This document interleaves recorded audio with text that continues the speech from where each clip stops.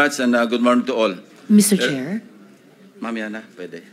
Let us cut to the chase. There's no opening statement because there are very important and urgent matters that we have to take up this morning. I understand si Engineer Henry Alcantara has a prepared sinumpaang salaysay. Would you confirm that, Engineer? Yes, Your Honor. And you are assisted by your counsel? Yes, Your Honor. Yeah, okay. Can you please take your seat beside the Secretary of the Department of Justice para yung nasa vantage point ka?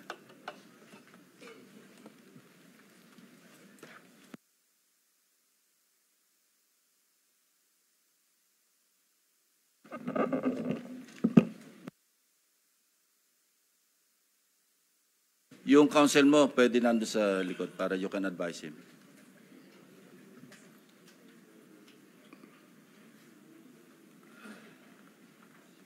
Are you ready? Mr. Chair, I wish I can make a few clarificatory questions before we start. But these are prejudicial questions, Mr. Chair. Later. Let's hear first from the principal witness this morning. No, but these are prejudicial questions, Okay, Mr. Chair. go ahead. Foremost to my mind, Mr. Chair, is the integrity, the impartiality, and the objectivity of the proceedings of this committee. Mr. Chair, you were interviewed on Billionario Channel by Ms. Pinky Webb. Basahin ko po, sabi niya, Senator Ping, para sa inyo, sino ba ang sabihin natin worth it or dapat na ikonsidera na state witness na ipasok man lang dito sa Witness Protection Program? And you responded, at this point between Diskaya and Bryce Hernandez,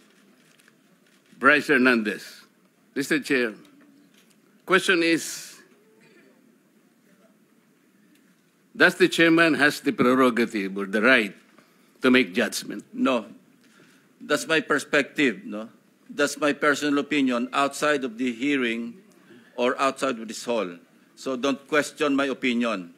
I am not questioning your opinion, Mr. Chair, but you are the chairman of this committee. Anyway, let's proceed with the you are not interested in the prejudicial question that I am going to raise, Mr. Chair? Go ahead, you raise your Kaya nga sinasabi ko sa inyo an investigator, we are investigating. Away kagad tayo rito. Mr. Chair, we are still investigating.